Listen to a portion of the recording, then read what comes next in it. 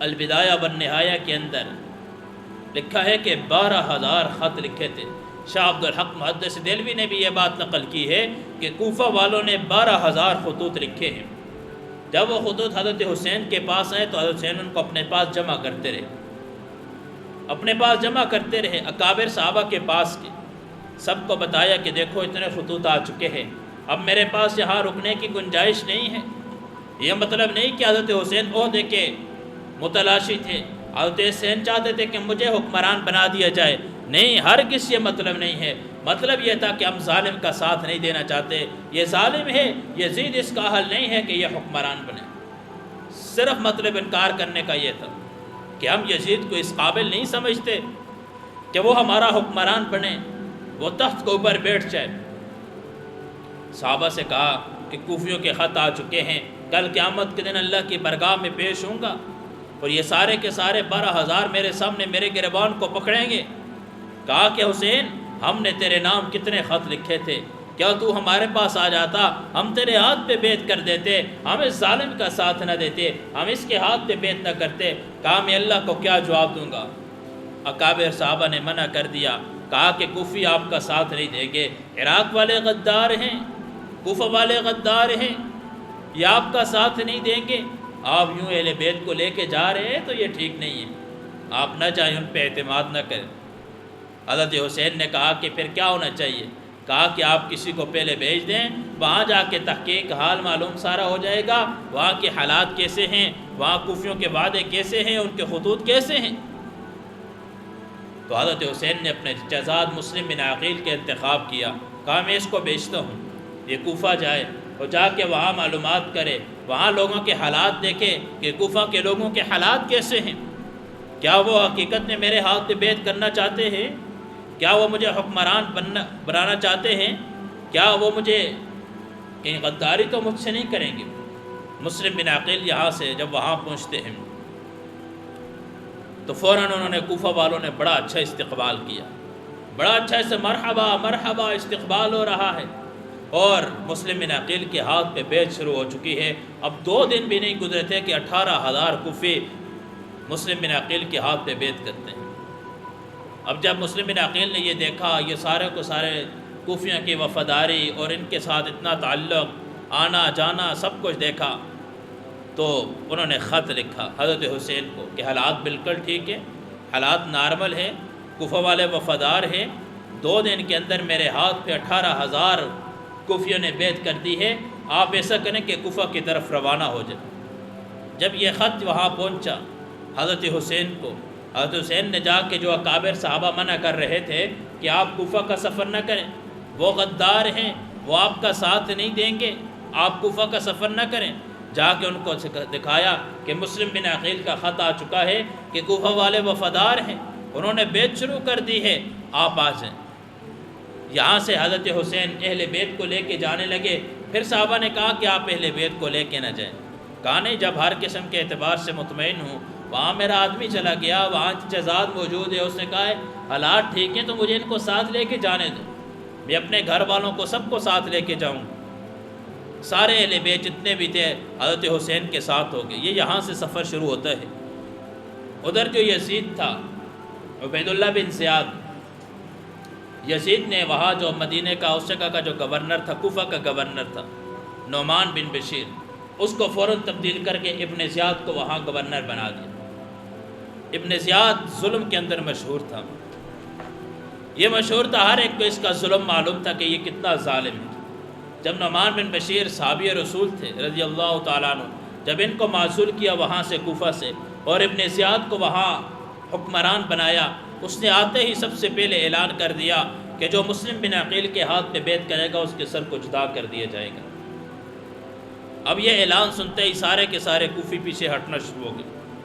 پہلے دن حضرت مسلم بن عقیل کے پیچھے نماز پڑھنے والوں کی تعداد 18,000 تھی، دوسرے دن مسلم بن عقیل کے پیچھے نماز پڑھنے والوں کی تعداد 12,000 تھی، تیسرے دن 6,000 اور چوتھے دن صرف 4 آدمی مسلم بن عقیل کے ساتھ رہ چکے تھے۔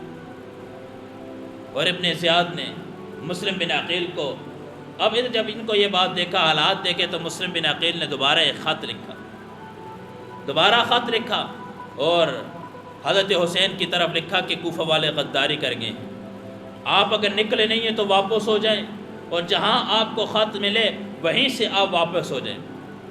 یزید بن عمر تمیمی نے جب یہ خط لے کے گیا، جب یہ قادسیہ کے مقام پہ پہنچے، اب انہوں نے جا کے حضرت حسین رضی اللہ تعالیٰ عنہ کو یہ خط دیا، اور جب حضرت حسین نے یہ خط پڑھا کہ مسلم بن عقیل کی طرف سے خط آ چکا ہے کہ کوفہ والوں نے غداری کر دی ہے، وہ بے وفا ہو چکے ہیں، انہوں نے میرے ہاتھ پہ جو بیعت کی تھی توڑنا شروع کر دی ہے۔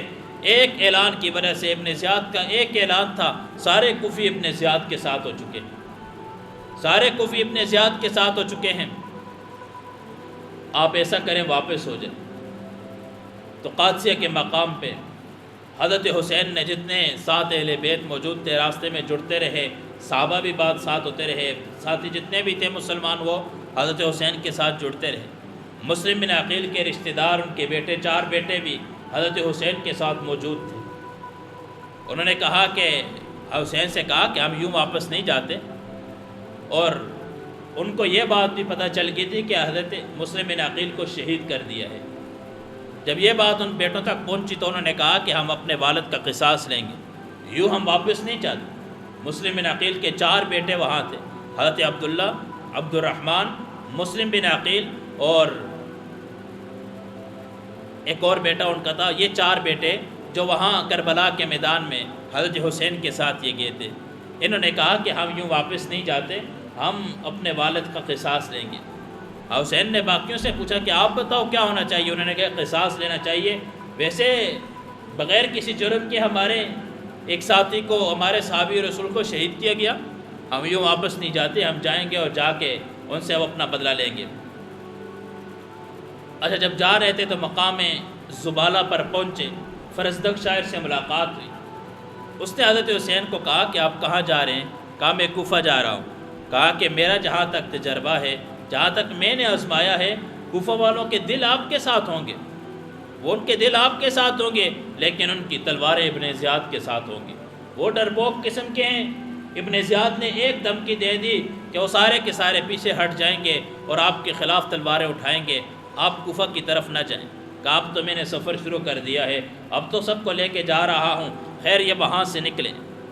جب ابن زیاد کو پتہ چلا کہ حضرت حسین کا قافلہ آ رہا ہے، آپ اندازہ لگائیے کہ تھوڑے سے اہل بیت ہیں، تھوڑے سے ساتھ صحابہ ہیں، 150 یا 180 کے لگ بھگ یہ قافلہ ہے، اور ایک طرف ہزاروں کی تعداد کے اندر ہے، ہزاروں کی تعداد کے اندر ہے۔ جب وہ سارے کے سارے قافلہ آمنے سامنے ہو رہا ہے تو ابن زیاد نے عمر بن سعد کے، جو وہاں کا گورنر تھا، پیغام بھیجا کہ حضرت حسین سے سخت لہجے میں بات کر، سخت لہجے میں بات کر، اگر تو سخت لہجے میں بات نہیں کرے گا تو ہم تیری گردن بھی جدا کر دیں گے۔ اب جب یہاں یہ پہنچے، حضرت حسین رضی اللہ تعالیٰ عنہ آئے اور حضرت حسین نے ان سے 3 شرطیں رکھی۔ کہا میری 3 باتیں ہیں، 3 باتیں آپ کے سامنے رکھتا ہوں، آپ ان کو مان لو تو مجھے واپس جانے کی اجازت۔ پہلی بات یہ کہ یہ مجھے واپس جانے کی اجازت دے دو، میں جنگ کرنے کے لیے نہیں آیا، میں آپ سے جنگ نہیں کرنا چاہتا ہوں، مسلمان کے خلاف اسلحہ نہیں اٹھاتا، میں آپ کے خلاف اسلحہ اٹھانا گوارہ نہیں کرتا، آپ مجھے واپس جانے کی اجازت دے دو۔ دوسرا کہا کہ مجھے یزید سے براہ راست میری ملاقات کروا دو، میں براہ راست یزید سے بات کرنا چاہتا ہوں۔ تیسری بات یہ ہے کہ یا مجھے کسی سرحد کی طرف، کفار کی سرحد کی طرف مجھے نکال دو، میں جانوں کفار جانے، ان کے خلاف اسلحہ اٹھاتے ہوئے مجھے خوشی بھی ہوگی، ان کے خلاف جنگ کرتے ہوئے، جہاد کرتے ہوئے مجھے خوشی ہوگی، میں آپ سے لڑائی کرنے کے لیے نہیں آیا۔ یہ 3 باتیں جب عمر بن سعد نے جب یہ بات سنی تو اس نے پیغام بھیجا ابن زیاد کی طرف، اس کو خط لکھا کہ یہ 3 باتیں عمر بن سعد نے کہی ہیں، یہ حضرت حسین نے کہی ہیں، اب تو لڑائی کی باتیں نہیں بنتی، اب ان کے درمیان، ہمارے درمیان صلح ہو جانی چاہیے۔ اب ابن زیاد کے بعد ذوالجوشن بیٹھا ہوا تھا اور اس کے دل کے اندر اہل بیت کی بڑی نفرت تھی، بڑی منافقت تھی۔ اس نے ابن زیاد کو کہا لگتا ہے کہ عمر بن سعد جو ہے یہ بھی حضرت حسین کے ساتھ مل چکا ہے، آپ مجھے وہاں بھیجو۔ 1000 کا لشکر دے کے ابن زیاد نے عمر بن سعد کی طرف بھیجا اور جا کے اس کو کہا یا تو تیری گردن بھی الگ کر دیں یا حسین سے سخت لہجے میں بات کرنی۔ اور ابن زیاد نے یہ بات کہی ہے کہ جا کے اس کو بولو کہ تم میرے ہاتھ پہ بیعت کر۔ اب جب یہ ذوالجوشن یہ وہاں سے نکلا 1000 کے لشکر کے ساتھ، حسین کے سامنے آمنا سامنا ہوتا ہے۔ حسین سے کہتے ہیں کہ ابن زیاد نے کہا کہ تم میرے ہاتھ پہ بیعت کر۔ اس نے کہا یہ تو مقام غیرت ہے، یہ تو غیرت کا مقام ہے کہ میں ابن زیاد کے ہاتھ پہ بیعت کروں۔ وہ ہوتا کون ہے؟ اس کے دل کے اندر اہل بیت کی نفرت ہے، اس کا فسق و فجور تو عام ہے، ہر ایک کو پتہ ہے وہ ظالم ہے، وہ فاسق اور فاجر ہے، اور میں اس کے ہاتھ پہ بیعت کروں، ایسا نہیں ہو سکتا، یہ میری غیرت گوارا نہیں کرتی۔ خیر اس کے بعد ابن زیاد نے حکم دیا کہ ان کا جو پانی کا راستہ ہے اس راستے کو بند کر دیا جائے، جہاں سے پانی آتا تھا، پانی کی نہر جو راستہ پانی والا تھا، وہ سارا کا راستہ بند ہو گیا۔ ان کے پاس جو کھانے کا انتظام تھا حضرت حسین رضی اللہ تعالیٰ عنہ کے پاس، وہ سارا کا سارا کھانا ظاہر راستے میں ہی ختم ہو چکا تھا۔ تو اب کہا کہ کھانے پینے کی جتنی اشیاء ان پہ ختم کر دی جائے، بند کر دی جائے، اب ان کو کھانے کی اشیاء نہیں ملے گی، کھانا بھی بند ہو گیا، پانی بھی بند ہو گیا۔ تو حضرت حسین رضی اللہ تعالیٰ عنہ سارا قافلہ ہے، خیمے لگا لیے۔ اب آپ اندازہ لگائیے، پانی بھی نہیں ہے، کھانے کی اشیاء بھی نہیں ہے، کیا حال ہوگا؟ اور 7 چھوٹے چھوٹے بچے ہیں اور 7 عورتیں ہیں، مستورات ہیں، اہل بیت۔ حسین سمجھ نہیں آ رہی کس طرف جاؤں، ہو کیا گیا ہے ہمارے ساتھ، یہ تو ہمارے ساتھ ظلم کیا جا رہا ہے۔ خیر حضرت حسین نے کہا کہ آپ اللہ کے نبی کا سامنا کیسے کرو گے؟ کسی بات حسین کی کسی تقریر نے ان کے اوپر کوئی اثر نہ کیا، اور مارنا شروع کر دیا۔ جتنے بھی تھے حضرت حسین کے ساتھ تھے، ایک ایک کر کے سب کو قتل کرنا شروع کر دیا، اور بات یہ سامنے رکھی کہ یزید کے ہاتھ پہ بیعت کر دو، اور یہ ایک بہانہ تھا، حسین کہہ بھی رہے تھے کہ میں آمنے سامنے یزید کو کر دو، میں یزید سے بات کرنا چاہتا ہوں۔ بیچ میں ابن زیاد اور ذوالجوشن یہ بہت سخت تھے، اور یہ ظالم تھے، ان کا ظلم مشہور بھی تھا، اور یہ اہل بیت سے نفرت بھی انتہائی کرتے تھے، ان کے مخالفین میں سے تھے۔ اب انہوں نے کسی بات کی پرواہ نہ کی اور وہاں سے حملہ کرنا شروع کر دیا، ایک ایک کر کے سب کو مارنا شروع کر دیا۔ اب اہل بیت کی باری آتی ہے۔ اب اہل بیت کے اندر جو سب سے پہلے شہید ہونے والے تھے وہ حضرت حسن کے بیٹے تھے، علی الاکبر، حضرت حسین کے بیٹے علی الاکبر تھے۔ انہوں نے کہا کہ ابا جان، میں اپنی آنکھوں کے سامنے آپ کو یوں شہید ہوتے، یوں قتل ہوتے نہیں دیکھ سکتا، پہلے میں میدان کے اندر جاؤں گا، پہلے جا کے سب سے پہلے میرے سینے پہ خنجر لگیں گے، تلواریں مجھ پہ لگیں گی، میں اپنی آنکھوں سے آپ کو یوں نہیں دیکھ سکتا۔ تو علی الاکبر سب سے آگے گئے، وہاں جیسے گئے تو سامنے سے وار کرنے والے نے اب ان پہ وار کے یہ گر گئے، اور حسین کی آنکھوں کے سامنے ایک ایک بچے کو ذبح کیا جا رہا، ایک ایک بچے کو۔ 61 ہجری ہے، 10 محرم کو عبداللہ بن عباس کہتے ہیں میں نے خواب دیکھی ہے، خواب کے اندر کیا دیکھ رہا ہوں؟ نبی علیہ السلام کے ہاتھ میں بوتل ہے، اور اللہ کے نبی ایک میدان سے آ رہے ہیں، اس بوتل کے اندر خون ہے۔ میں نے کہا یا رسول اللہ، کہا کہ کپڑے گرد و غبار سے آلودہ ہیں، سارے جسم پہ گرد و غبار ہے۔ میں نے کہا یا رسول اللہ آپ کہاں سے آ رہے ہیں؟ کہا کہ میں ابھی کربلا کے میدان سے آیا ہوں، وہاں میں نے اپنے نواسوں کا، اپنے اہل بیت کا خون جمع کیا ہے، کہ قیامت کے دن اللہ کی عدالت کے اندر اس خون کو پیش کروں گا، اللہ کے سامنے اللہ جج ہوگا، محمد اس کا وکیل ہوگا، اور جن کے جرگہ لگے، جن کے بارے میں عدالت میں مسئلے پیش ہوں گے وہ اہل بیت ہوں گے۔ کہا کہ میں نے اہل بیت کو، حضرت حسین کے سر کو اور اپنے سارے اہل بیت کو اللہ کے سامنے پیش کروں گا کہ ان یزیدیوں سے پوچھو ان کا جرم کیا تھا، کس جرم کے اندر انہوں نے ان کو شہید کیا، کس جرم کے اندر ان کے اوپر ظلم کیا۔ عبداللہ بن عباس کہتے ہیں کہ میں نے اسی دن جس طرح واقعہ کربلا پیش آیا 10 محرم کو میں یہ خواب دیکھتا ہوں۔ ام سلمہ رضی اللہ تعالیٰ عنہ کہتی ہیں کہ میں بھی خواب دیکھ رہی ہوں کہ نبی علیہ السلام آ رہے ہیں، اللہ کے نبی کی داڑھی کے اندر اور بالوں کے اندر گرد و غبار ہے۔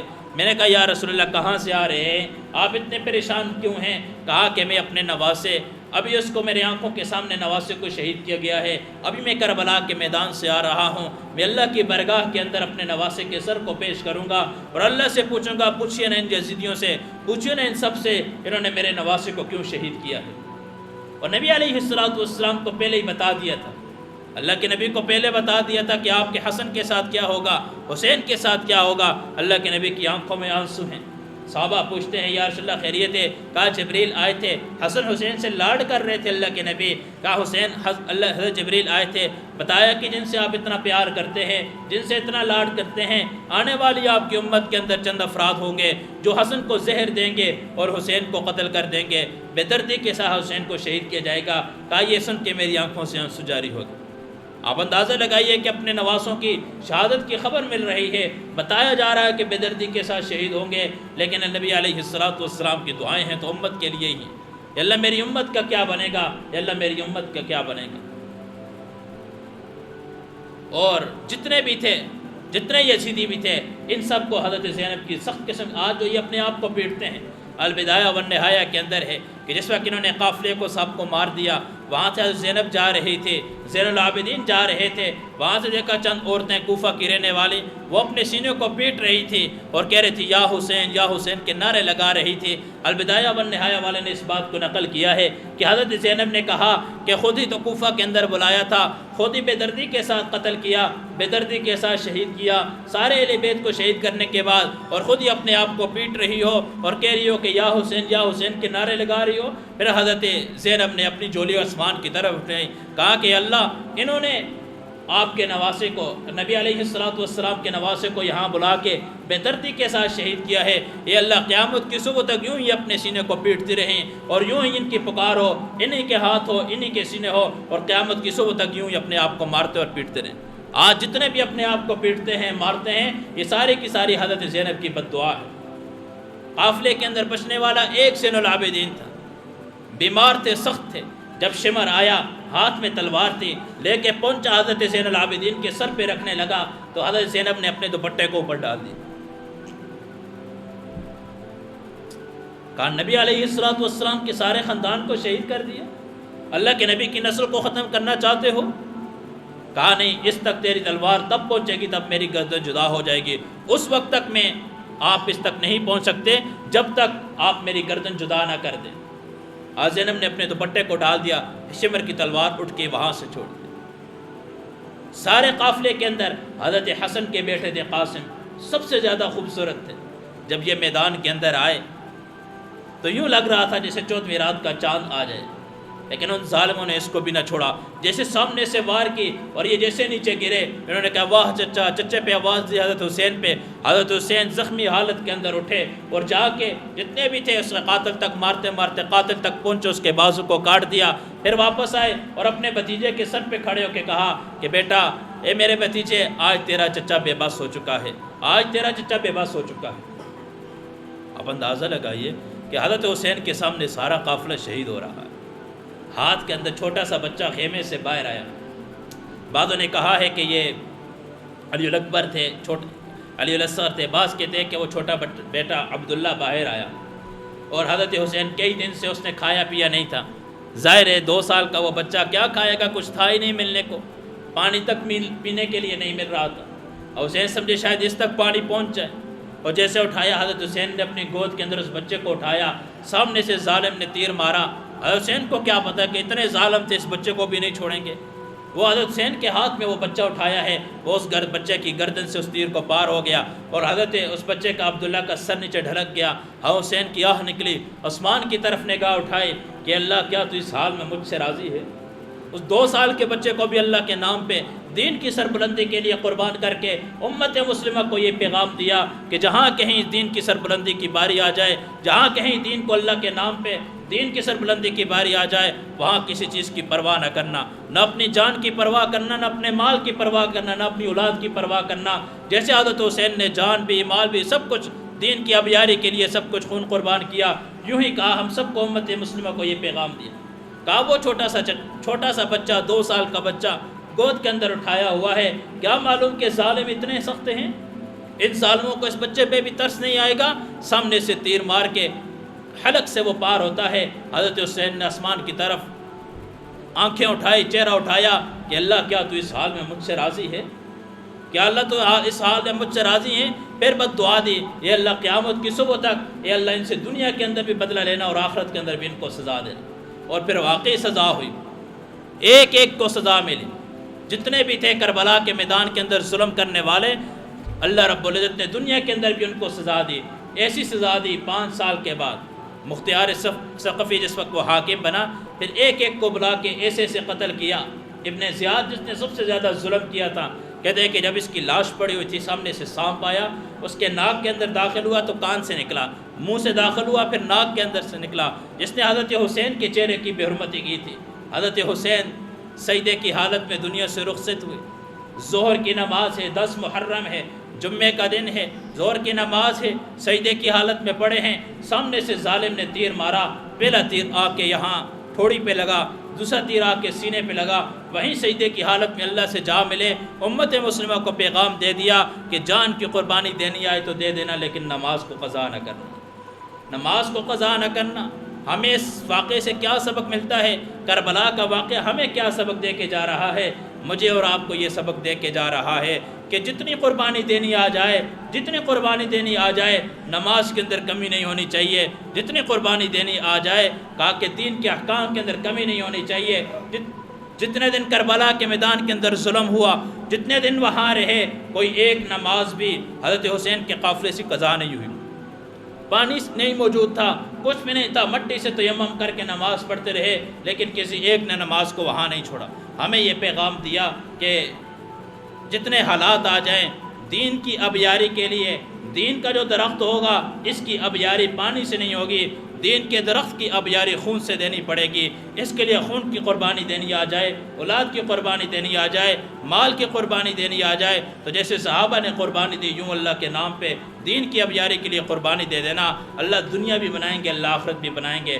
پھر ان کا انجام کیا ہوا؟ پھر وہاں کربلا کے میدان سے واپسی کیا ہوئی؟ پھر زین العابدین کا خطبہ کیا تھا؟ حضرت زینب کا خطبہ کیا تھا؟ یہ سارا کا سارا انشاءاللہ اگلے جملے پہ بیان کریں گے۔ وآخر دعوانا الحمدللہ رب العالمین۔